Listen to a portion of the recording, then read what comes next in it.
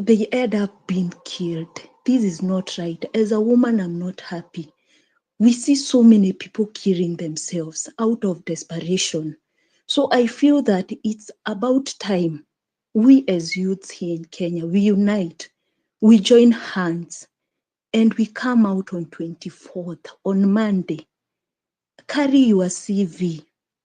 Let's go and demand that pia sisi kama Wakenya, we also need these jobs. IEBC imepeana kazi. Is there any youth involved? Is there any youth amekuwa selected? None of us is there. So let us join hands, we as young people. Let us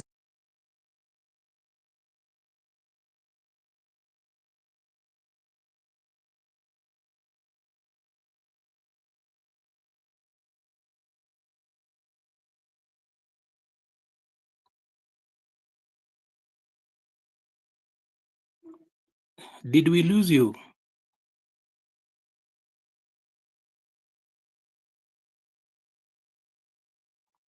Okay, did we lose you?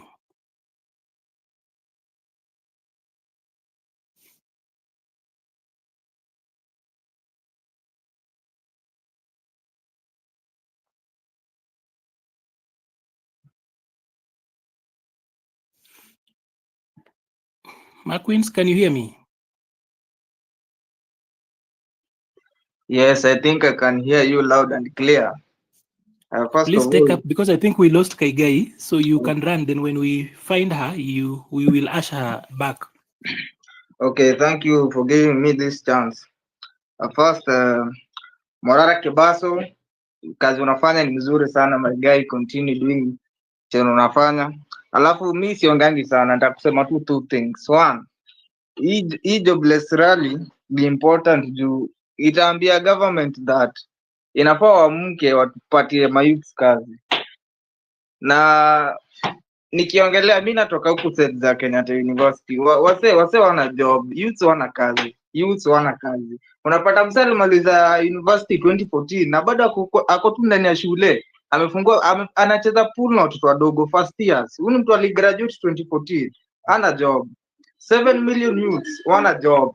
Hii kitu inaniuma kabisa. Na kuna mzee nilisikia Morara jana kwa live TikTok akisema kuna mzee akona kazi 17, yeye ni chairman sijui wapi, yeye ni chairman tena huko sijui yeye ni chairman wapi, anakula salary ya watu 17 ba. Na kuna youths wako qualified wana job. Wewe nani hiyo kitu ilinuma sana. So nadhani on 24th Monday tukipatana, government itaona hao wase wako serious, vijana wako serious, na nadhani henceforth wataanza kuconsider wakipea wase kazi. Na in case wasipotupea kazi on 24th ama waconsider hiyo rally, kama ulifanya accounting, ulifanya nini teaching na uko na hizo documents, tutaenda tuchukue hizi kazi si peke yetu. Kama ni banka, utaenda kwa bank ukae hapo uanze kufanya kazi ya bank. Hizo tu, mimi siongeangi mingi. Asante, shukrani. Asante sana. Kevin, we can make it short so that then this being the first express we are holding as we head to Monday, we can just get a little bit of your thoughts as we move forward. So Kevin.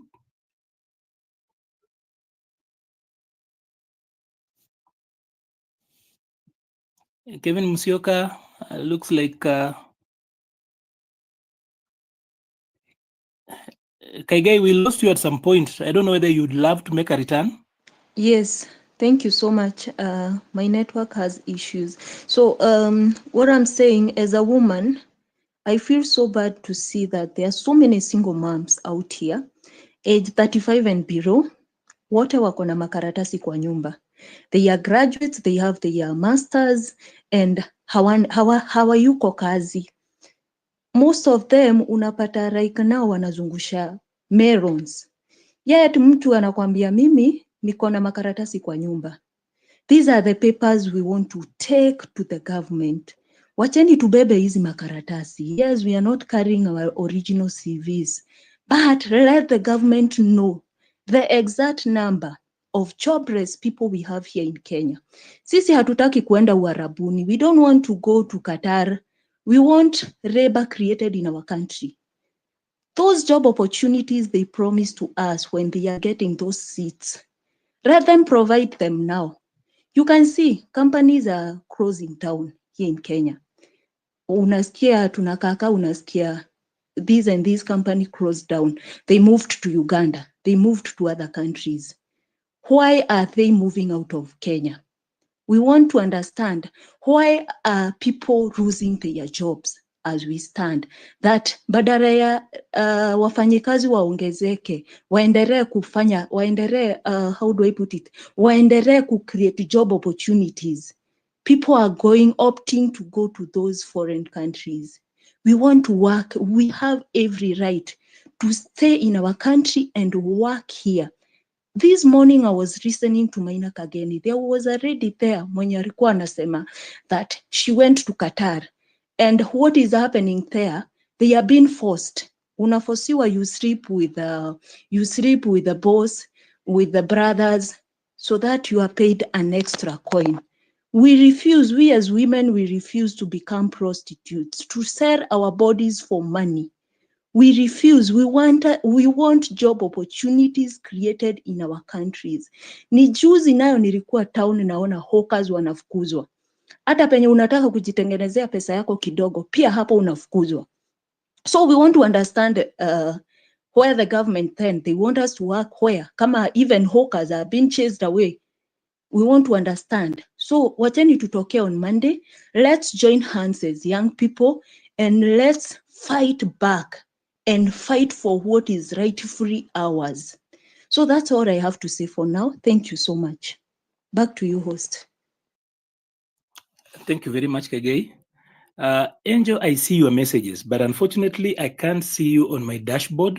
I've tried to check out. I just can't get to see you. So I think what I'll do, I have some more speakers lined up. Who's ready to go? I'm ready. Please take it up. I just want to tell Mr. Morara one thing. Morara, if we want to do a job with the youths, kama unataka kufanya kazi na mayouth, tafadhali kenye tunaweza fanya, acha kuwaka na opposition, acha kuwaka na kina Gachagua, acha kuwaka na kina Kalonzo. Hao pia kuna party yao wanataka kwa serikali. Sasa kenye unaweza fanya, acha tutoke tu as a youth only. Tu hata kama tutasimamisha mtu wetu mmoja asimame avai for presidency, then we see what will happen. Juu tukianza kufanya na hao wakina Gachagua, Kalonzo, hao watu wanataka tu tumbo yao.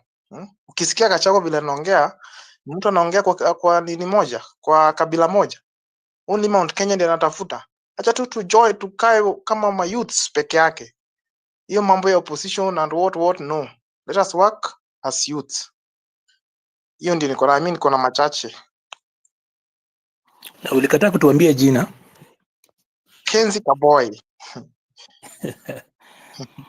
Sawa sawa.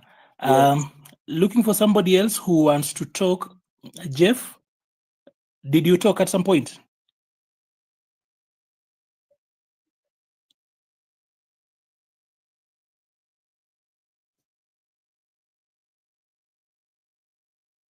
Jeff.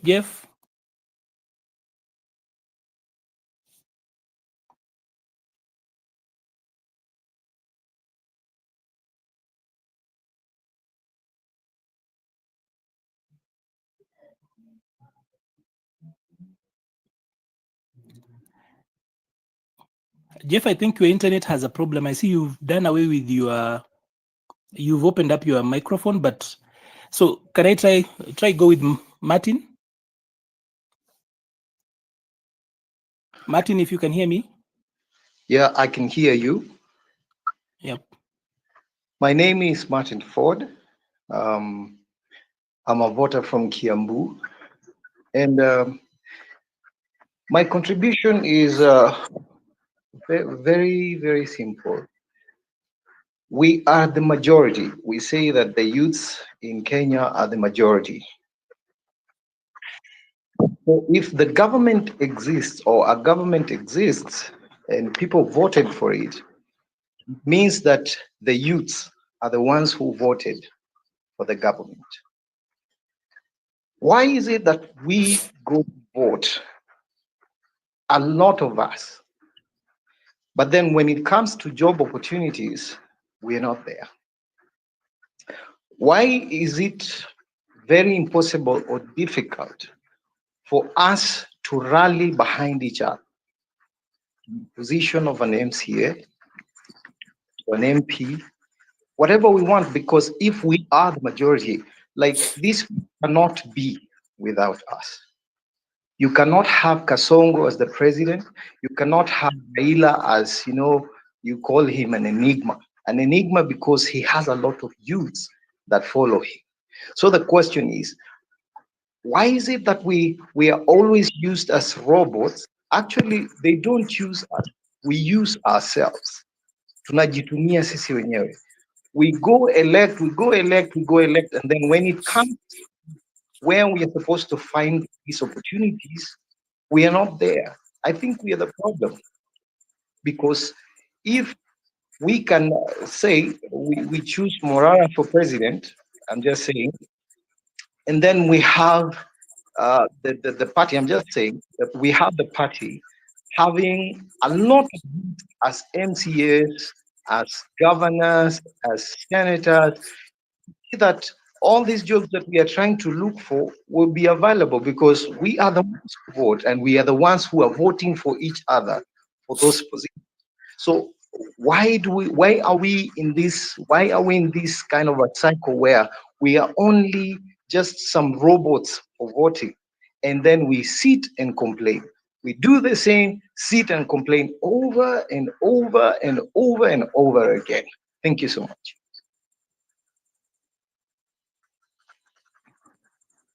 Thank you. Kenzie, you spoke? Yes, I've already spoke. Okay. Yes. Samson, I have not spoken. please take up from me. Okay. Mi naitwa Samson Siri, anatokea Kilifi, na tatizo zaidi ni uongozi mbaya. Sasa ni sisi vijana tuingie kwenye siasa, tutafute viti ili tuweze kupigania haki zetu, ila basi tukiendelea kuogopa siasa, basi hawa wazee watachukua, na wakishachukua basi tutakuwa tukilalama kila siku. Kwa hivyo cha msingi hapa ni kujiandaa na kuingia kwenye siasa na kuchapa siasa vizuri na kupata hizo nafasi za kazi. Tukiwa wengi tumepata nafasi za kazi, basi tutakuwa na sauti nzuri. Lakini sasa hii hatuna nafasi za kazi ambao ni wengi katika uongozi, ndio maana sasa tunadhulumiwa ile. Lakini endapo tutakuwa wengi, tutachaguliwa wengi, basi tutakuwa tuna sauti na basi naona mambo yatakuwa sawa. Yangu tu ni machache ni. Asante.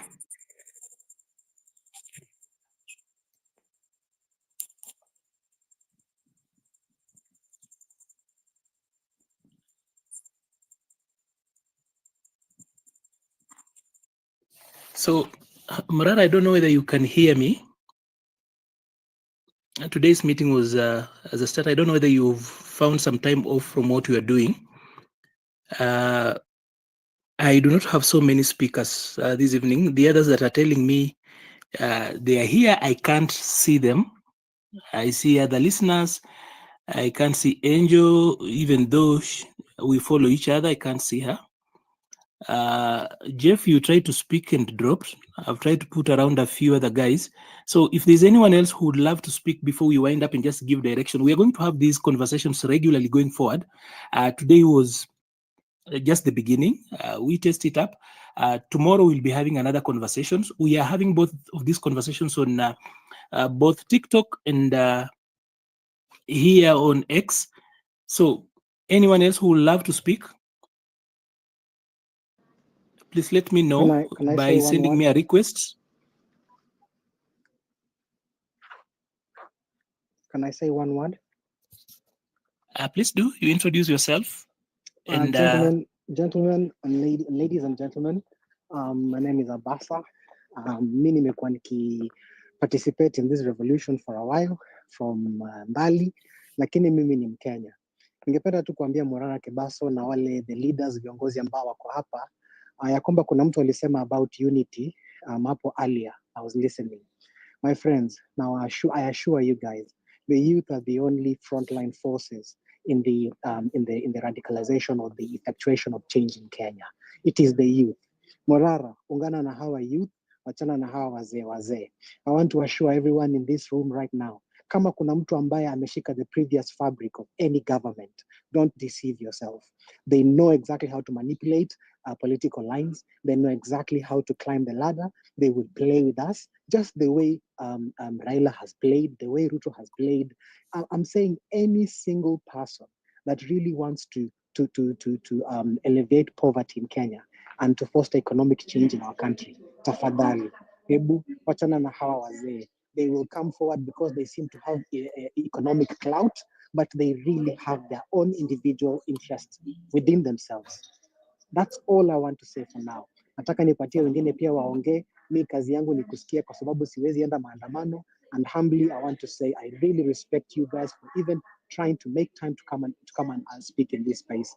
I really respect you guys. Nyinyi ni wazalendo sana. Asanteni.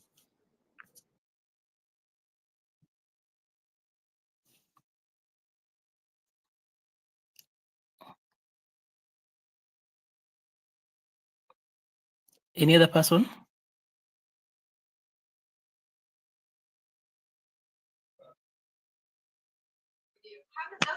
Good evening. Evening to you. My name is John Moy from Kerogoya, Kirinyaga County. And first and foremost, please proceed, Joe. I'm my mind or my main aim is one. As you guys are calling on to or rallying people to come for the rally on Monday, it is important that you rally people all the way across the country for people to come down to Nairobi. Let it not be like just the people in Nairobi that just want to do this. People, I'm telling you, it is not only in Nairobi where people are suffering. As far as much as even in Mashinani, things are not moving, they are stagnant. And people are crying, jobs are being closed every other day. Watu wanatafuta kazi, unapata mtu anafunga kazi anakuambia sasa anaenda kuosha nguo. You know, it's some things are sad. They are very sad in this country. And it is saddening, especially when you realize you also now a father and you have children in college. And then you wonder, and then you see the kind of hopelessness that is ahead. It is worrying. It is very worrying. So rally people to come to Nairobi. Musifanye nyi peke yenu, tuiteni, tutakuja. Umekaribishwa. That's a good insight. Wacha sisi tujipange tukue na kila mtu hapa kwingine. Even as we get midway, ningependa tu kukumbusha wasee hapa hivi kuwa hii conversation ni kwa sababu tunapanga kukuwa na rally ya watu jobless na hatukutaka kukuwa very creative about it ati tunaita sijui unemployment na hizo vitu zingine. Hii kitu ni simple. Tukiita kitu na jina yake, watu wanaona uzito yake. So mambo ya kusema sijui unemployment summit or employment creation sijui forum or whatever, I say most of the time wakienda across the country, juzi Morara wakienda across the country akisema quote and quote anafanya consultation. Hata pia sisi tunataka tukue na national dialogue ya wale wasee hawana job, kwa sababu ukiangalia numbers ni mbaya kidogo. Unajua kuna vile tumezoea sometimes tumezoea hii situation mpaka hata vitu zikikuwa mbaya wasee hawaonagi vile zinakaa. For example, unaangalia tuko na watu over 27 million wale wenye wako kwa job market, ama wasee wenye wako of the age ya kufanya kazi, wako out of institution, watu karibu 27 million. Hawa say ukiangalia wale watu wenye wanalipa pay as you earn ni 3.7 million to about 4 million. Unajiuliza hao wengine 24 million wako wapi? Naambiwa our economy officially the formal sector iliacha kukua the leading job creator in 1992. Wale wase mnajua math, hiyo ni miaka 30 what? That in 1992 that was the last time, or rather the time when the informal sector ili overtake formal sector. So ukiangalia kuna watu 20 million plus hawajulikanangi pali wako. Hao ndio wale watu wenye unasikianga wanaitwa at the hustler economy. Hii hustler economy ni wasi tunaishika ndege tu za Mungu. Unajua unamka asubuhi, unachapa hii hesabu juu inaenda wapi. Kwa sababu hata ukiangalia wale watu wenye unaweza kusema okay, hawa wako self employed. Na unajua tukifanya census unaambiwa are you employed ama uko self employed ama uko unemployed. Hapo unamsana kuuliza unauzaga nini, unafanya nini? Uto tu vitu fani then unaweka hapo una mark unasema wewe uko self employed. Na unaweza kupata ni kitu una struggle haifanyi kazi viproper. The whole idea hapa ni kuwa ni ukiangalia vile tunafanya national budgeting yetu, tukifanya national budgeting at least ikuwe sensitive to the ile yenye ni need yenye iko na watu wengi, na vile tumeambiwa na Umsa anatoka Kirugoya ni kuwa it's across the country. So just because tumejua vile tunaenda huko kwingine, and by the way kuna a very funny way kwa policies zetu vile wana define unemployment. Ukisema we at ni unemployed, at lazima ukue umetafuta job in the last 90 days, actively having sought a job in the last 90 days, ati hapo ndio una qualify kukuwa unemployed. And that's why unaona wanaleta hizo numbers na kuwa lesser. They are talking about last year PS alikuwa anasema ni 5.4 million people wako educated na hawana job. But then hii mwaka umeona USAID peke yake kwenda watu karibu 38,000 40,000 direct employees wameenda. Then kuna hao watu wenye wanafanya kazi na zile projects zenye zinafundiwa na USAID directly pia hao wameenda. Inapigwa hesabu ni watu kama 400k. No one in parliament has said even a single statement kusema kitu kama USAID kitoka economy ime lose kitu 89 billion shillings zimetoka kwa economy. There was not a single statement. Ukiangalia kwa hiyo budget policy statement, no one is talking about how do we adjust the national budget so that i reflect hii reality, tujaribu kuleta kitu hata tu kama ni stimulus package kupunguza ile machungu watu wako nayo. So that's why the reason tunasema ni vizuri tukuwe na hii conversation. Trump effect imeenda hiyo side nyingine. Vile America imekata msaada wake, wanazuia USAID na hata the direct US msaada ya kwenda out, umerealize watu wa EU European Union now, kwa sababu sasa security yao pia iko threatened. NATO inatoa ile shield, they no longer are sure that America will protect them. Umeona hizo countries mingi sana za EU including Britain wameanza kureduce pesa yao ya aid ile ilikuwa ina serve hizi CSO zingine, so that then they can buy weapons, they can prepare for a confrontation with Russia if it ever happens. So hiyo alteration unapata so much money has stopped coming into the economy, but at policy level pale legislation and budgeting, na by the way parliament is a budget making body, sio kama ile parliament ya kitambo ile yenye ilikuanga a late endorser to the budget making process. That's why we are having this conversation. Yesterday we had a TikTok live, today we are having this X space. Tomorrow we will have more until we get to Monday, and it's not going to stop. We want to have this conversation so that then we sensitize even our politicians, the people that are working on the budget, even as they come up with the priorities, they should actually look at this. You now have got a fresh 400,000 people who are jobless. Last year walikuwa sawa, watu walikuwa middle class. Sasa saizi tumewaacha kwa msitu huko hivyo. How do we proceed when we don't give this thing a priority? Ama hao wakuja hapo kwingine. Na unajua most of the time tukizungumza, na nimesikia wasa kusema mapema kuwa ni vizuri tukuwe na positive mind, pia tuambie wase wakuwe creative na hizo vitu zingine. What we are only saying is that the government is an enabler. Ina enable economy so that sisi wenyewe tunaweza kujifanyia kazi. Hizo vitu watu wanasema kukuwa positive minded, hizo tunajua, tumeambiwa na tunafanya. Hizo vitu watu wanasema tujifanyishe self employment, wale wasa wanatuambia tujitafutie self employment, wenyewe wameenda kutafuta kazi bunge. As in, kama hao wako sawa, wanajua kila kitu ya kufanya, wameenda bunge kufanya nini? Wameenda kutafuta huko kazi, then wametangava imekuwa ni ile place yao ile wenye wanafanya job, as in hii ni kama enterprise yao. Hii gava inastahili kuwe ni enabler yetu, lakini imekuwa ni kama enterprise yao. So kwao hii gava ni tool tu ya kuhakikisha kuwa wanapata pesa, na hiyo pesa si ati wana employ entrepreneurship, ni ile tu kwa sababu sasa huko in control ya state, cronyism, corruption, unapata zile pesa zote unataka, then ukiwauliza wanakuambia ni god tu, ni god tu. Na uko na wale watu wenye you cannot account for over 20 million people at wako kwa grey economy. Inaitwa grey economy because haiko hapo kwingine. Dr. Field, ningependa uongee. Good evening, everybody. This is Dr. Phil.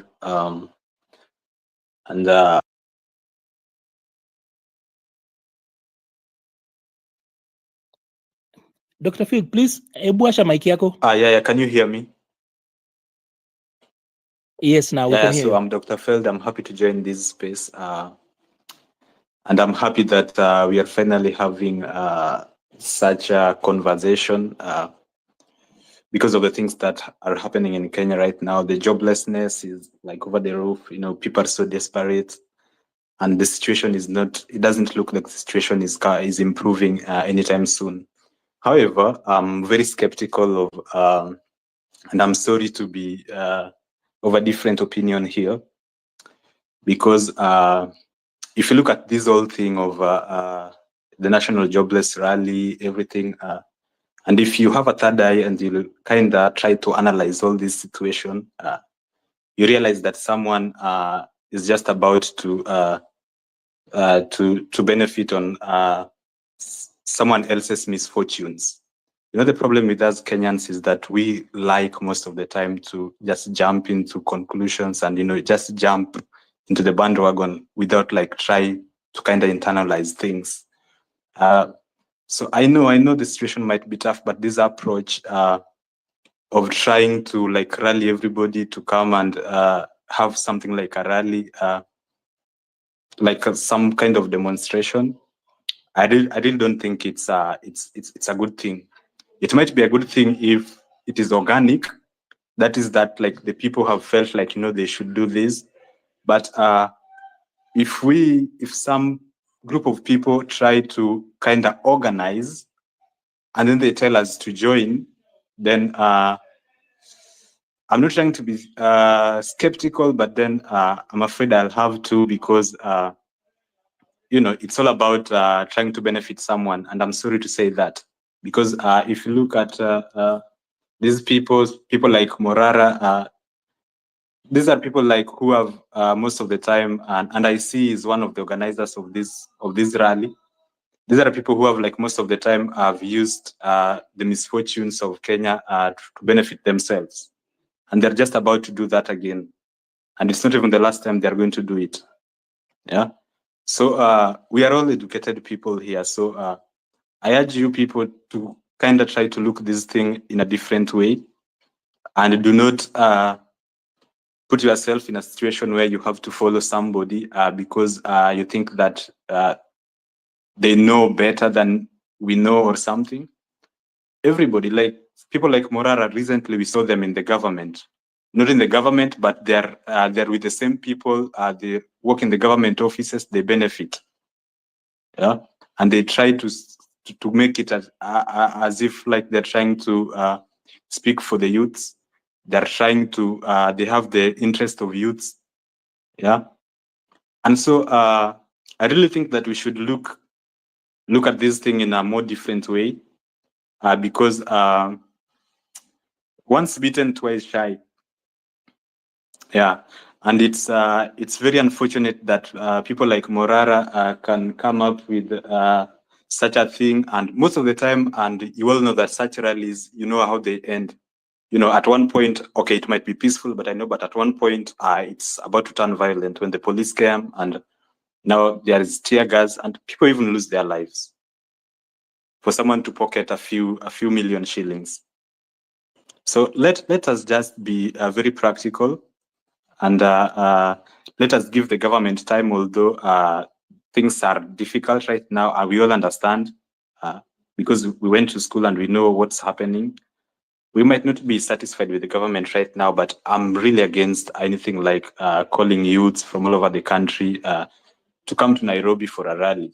These are jobless people, and most of the youth, they do not even have money even to attend job interviews.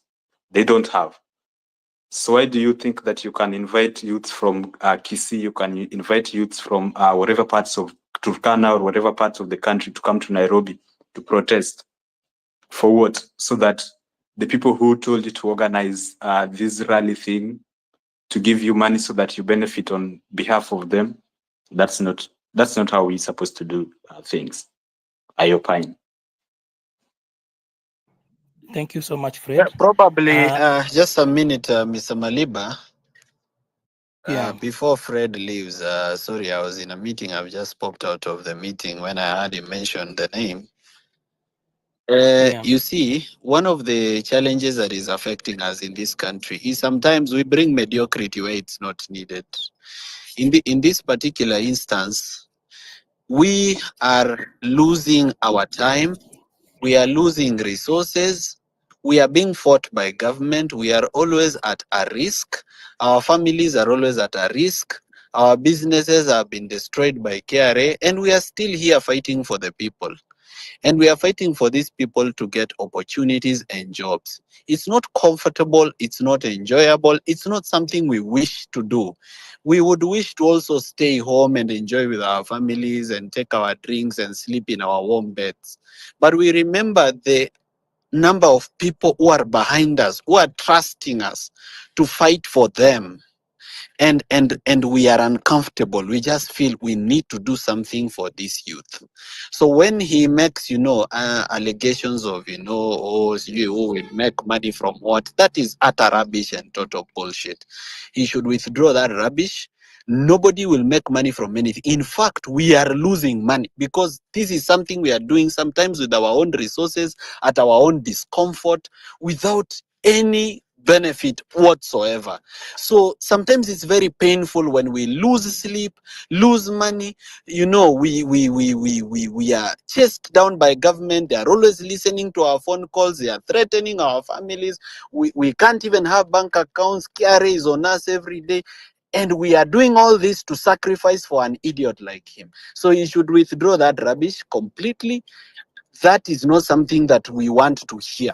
Kabisa. Atoe, atetee tu serikali, Morara. lakini asilete hiyo upuzi. Morara, just a moment. Okay. Just a quick one. Okay, let me say this just before Dr. Feld, just wait. Number one, the reason why we are having these conversations is that no one said that dialogue is easy. I just want to remind everybody in this particular space that no one ever said that dialogue is easy. People fight physically. Watu wanapigana mangumi kwa sababu dialogue is difficult. As unfavorable as his opinion would be, I will ask Morara to just let it pass, because if we then stop and have this conversation, I'm trying to imagine when Dr. Feld says that let us give government time. How much time? Because we are already midway. Imagine if we had told the colonizers, we had told the British, let us give the British time so that they can leave. We will never be independent. Again, when he talks about such eventualities being organic, I'm trying to imagine that somebody will talk to somebody somewhere, just the same way people are reaching out to each other. Plus, why do we have governance? We have governance because then processes can actually be predictable. We are talking about being able to speak to government to allow them to ensure that when they do budget making, it is actually it's labor based. So that then we are not giving out, you hear about billions of tenders, but then it's going out of the country. And there are people here who can't do so much. The other day we were doing some mathematics and said, if you were to just ask government to employ, they are saying they have got about 5.4 million educated people who are not employed at the moment and have been actively looking for work in the last 90 days or so. If you were to ask them to just try and bring in just 300,000 people, and those 300,000 people, you don't even hire them as permanent. You only bring them as casuals using the government set minimum wage. You will end up with about just 108 billion. That 108 billion is what we are being told is the amount that goes to creating the system, the share system.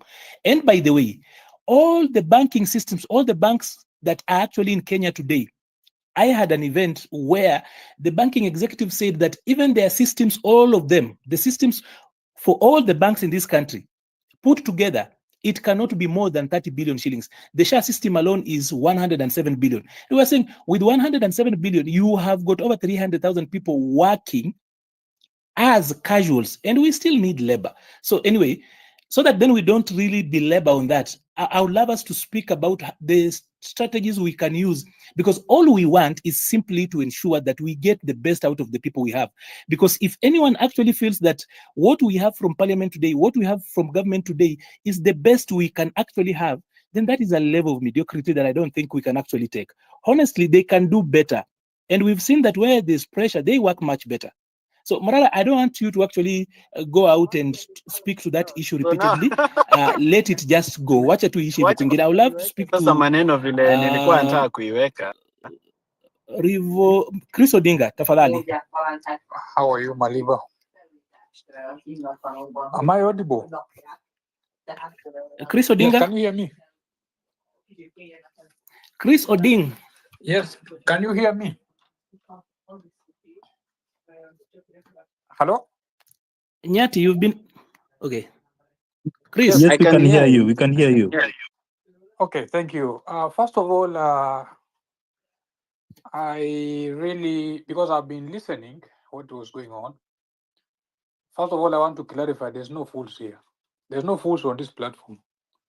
Everyone has, we came here to listen and make a discussion.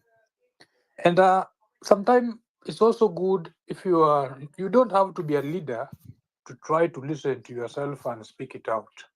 Because if you want to go to check the details, I want to put some few questions because I hate mentioning some individuals. Yes, you call someone a fool, but you don't listen to yourself that where were you last week and what happened to where you were last week that changed and hibernated and changed your opinion and you come and then come back again. That's the first question. The other thing, all of us knows last year where we were and what really happened. So what will be done different this year for what you are planning on Monday? That few people will not capitalize on the blood of young people. People go to the street, they got shot, they get bullets into their head, while some few individuals go and hide somewhere and benefit. The other thing, if you want to go ahead as a youth, let's stop this pendulum business. Like today we are here, tomorrow we are here. We have to speak with one language and get united. This cancel culture, emotion will never take us anywhere. That is my small submission. Thank you. Thank you very much. Nyati.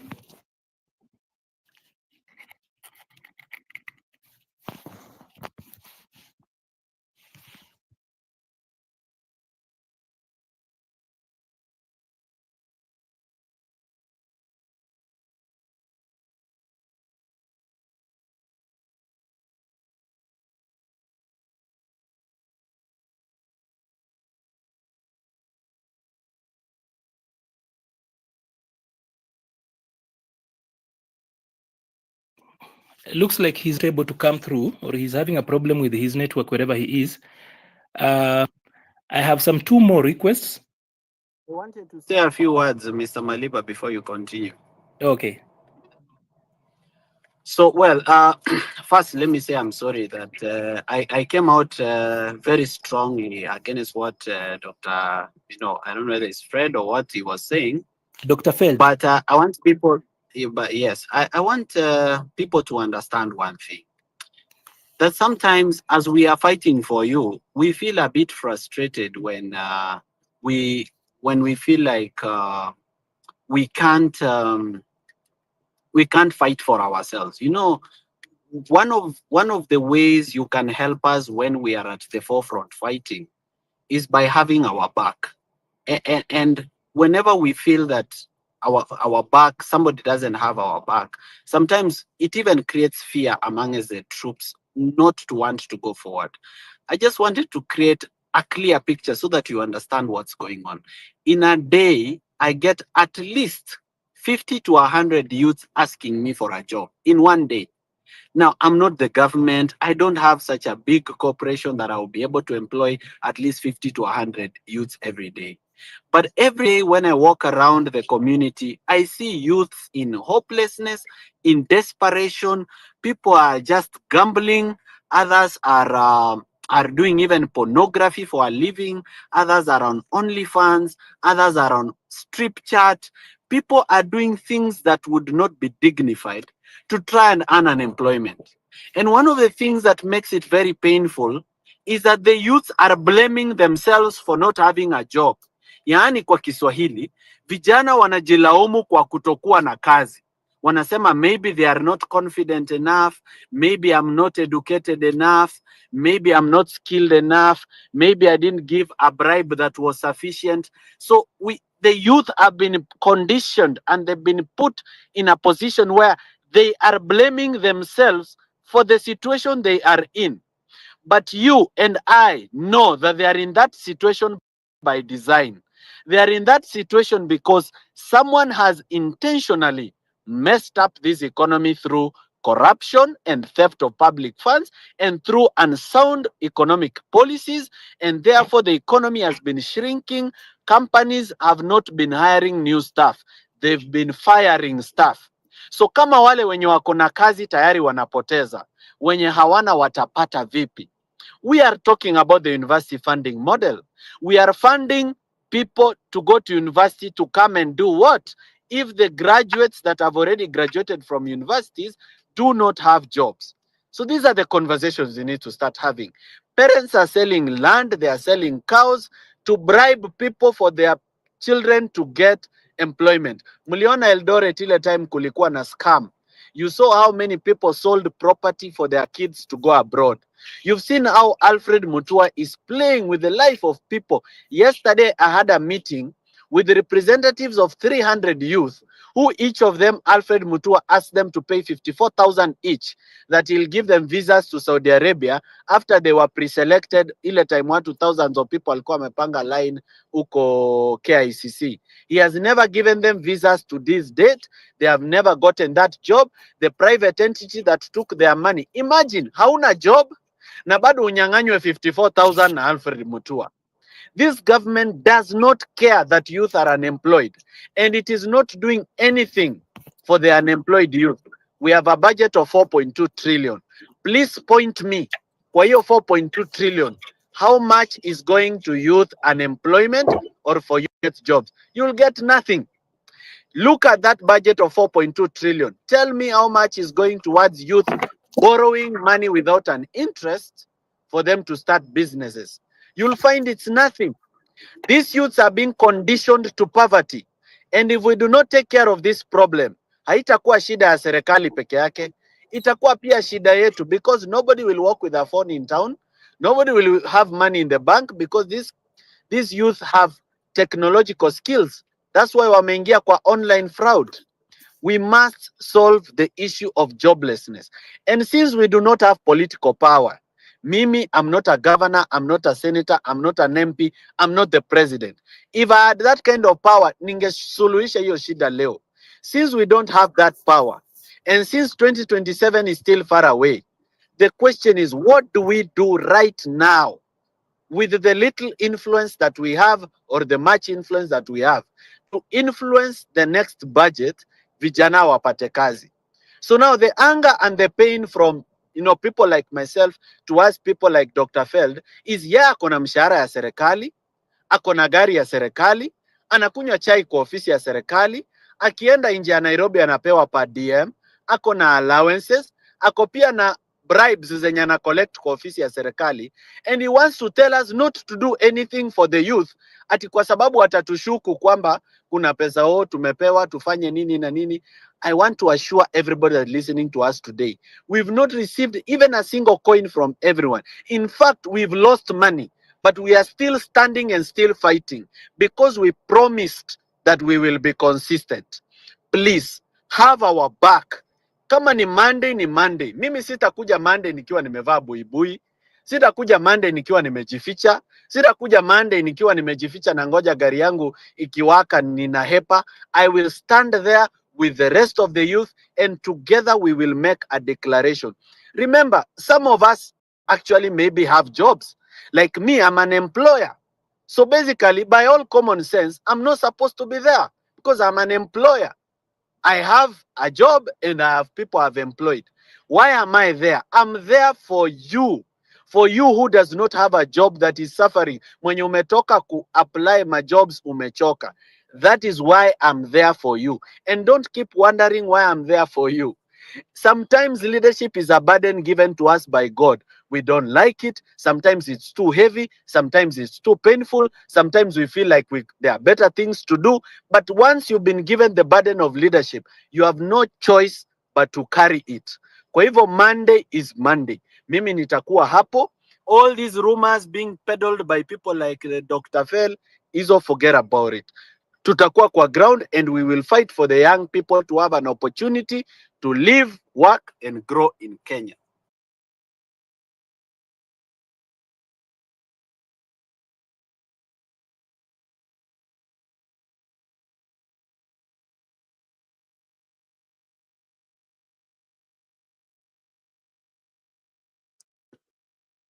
Thank you for those remarks.